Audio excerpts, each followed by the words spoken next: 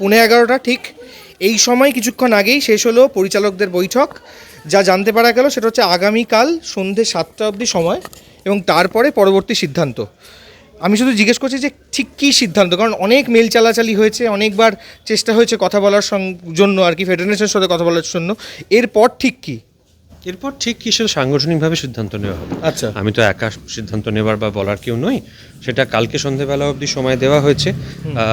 কেননা আমরা তো এখন আসলে জানিই না যে ঠিক কী কারণে অসহযোগিতার মাধ্যমে কাজ বন্ধ করা হচ্ছে, এবং সেই কাজটা বন্ধ করা হচ্ছে মাননীয় মুখ্যমন্ত্রীর বারবার করে, শুধু ইন জেনারেল পশ্চিমবাংলার কর্মসংস্কৃতির ক্ষেত্রে উনি বারবার বলেছেন যে কাজ কোনোভাবে কোনো রকম কাজ বন্ধ করা যাবে না। ধর্মঘটের বিরুদ্ধে উনি, অচল অবস্থা তৈরি করার বিরুদ্ধে, এবং আমাদের ইন্ডাস্ট্রির ক্ষেত্রেও কিন্তু মাথায় রাখতে হবে জুলাই মাসের শেষে উনি কিন্তু এই কথাটাই বলেছিলেন যে কারোর কাজ কোনো সময় বন্ধ করা যাবে না, কাউকে ব্ল্যাকলিস্ট বা ব্যান করা যাবে না, সাসপেন্ড করা যাবে না। তা সত্ত্বেও এই অসহযোগিতার মাধ্যমে কাজ বন্ধটা যেটা ফেডারেশনের তরফ থেকে করা হচ্ছে, সেটা কেন হচ্ছে তার কোনো সদুত্তর আমাদের কাছে নেই।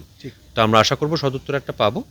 এবং তার সঙ্গে এটাও সত্যি কথা যে অন্য ইন্ডাস্ট্রির যারা স্টেক হোল্ডার, বিশেষ করে যারা আমাদের মতো পরিচালকদের, আমি একজন অভিনেতাও বটে কিন্তু আমি তো পরিচালকও বটে, তো আমাকে একজন পরিচালক হিসেবে যখন কেউ এমপ্লয় করে, যখন অ্যাপয়েন্ট করে, হ্যাঁ, সেই কখনো সেটা ওটিটি প্ল্যাটফর্ম, কখনো সেটা একজন প্রযোজক, কখনো সেটা যারা টেলিভিশন ডিরেক্ট করেন, তখন সেটা ব্রডকাস্টার বা চ্যানেল, তাদেরই বা কী এক্স্যাক্টলি পজিশনটা, তাদের কী অভিমত এই গোটা সিচুয়েশনটা সম্বন্ধে, এটা আমরা জানার অপেক্ষা করব।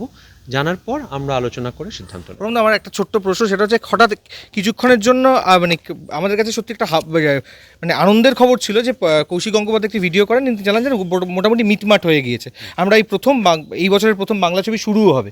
ঠিক সেক্ষেত্রে তখনই জানলাম যে, আমি সর্ববিষয়ের সাথে কথা বলি, তিনি বলেন যে আলোচনা চলছে, আমি ভবিষ্যৎবাণী করতে পারছি না, আমি জ্যোতিষ নই যে ঠিক কবে থেকে শুটিং ফ্লোরে যেতে পারবে আর কি, এরকম একটি কথা আমাকে বলা হয়। তো মানে দ্য ওয়ালকে বলা হয়। এবার ব্যাপারটা হচ্ছে যে ঠিক কার কথা বিশ্বাস করবো এবং কি কোন জায়গায় চলছে, এবং তারপরে কৌশিক গঙ্গোপাধ্যায় তিনি ফোন তুলছেন না, তাকে অনেকবার ফোন করার চেষ্টাও করা হয়েছে, ঠিক কী অবস্থায় রয়েছে যদি তুমি কথা বলতে কি কৌশিকদার ব্যাপারটা অ্যাকচুয়ালি দেখো, গাড়িতে থাকতে হবে, একটু সরে যাও। সত্যি কথা বলতে কি যে কৌশিকদার নিজে এই ব্যাপারে বিশেষ বিশদে আমাদের কিছু বলতে চাননি, তাই বিরাট কিছু তো বলতে পারবো না। আমরা এটুকুই জানতাম যে কৌশিকদার প্রযোজককে বলা হয়েছে যে আপনাদের পরিচালকের সঙ্গে কাজ করতে আমরা অনিচ্ছুক। তখন কৌশিকদার নিজে কথা বলতে গেছিলেন, এবং কথা বলার পর উনি আমাদেরকে জানান আমি কথা বলেছি সকলের সঙ্গে গিয়ে। তারপর দেখি উনি একটা ফেসবুক ভিডিও করেন, যেখানে উনি বলেন, এই ফেসবুক ভিডিওর কথা কি আপনারা জানতেন? না, কিছু জানতাম না, যেরকম তুমি বলছো। আমি ফেসবুক ভিডিওটা দেখি, এবং দেখার পর উনি বলেন যেটা তুমি বললে যে আনন্দের খবর, এবং তারপর আমরা জানতে পারি যে ওনার প্রযোজক ছবিটি করছেন না। তো আমার বক্তব্যটা হচ্ছে যে কোনো কারণেই হয়ে থাকুক না কেন, ক্ষতিটা কার হচ্ছে? কৌশিক গাঙ্গুলির ছবিটা খুব বড় একটি ছবি ছিল, 32 দিনের শ্যুট ছিল ছবিটি।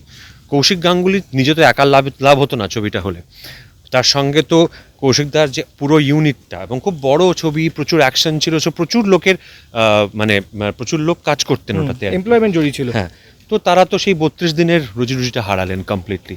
যারা হারালেন তখন তারা সকলেই কিন্তু ফেডারেশনের আওতাভুক্ত কোনো না কোনো গিল্ডেরই মেম্বার আর কি। Thank you পরমদা।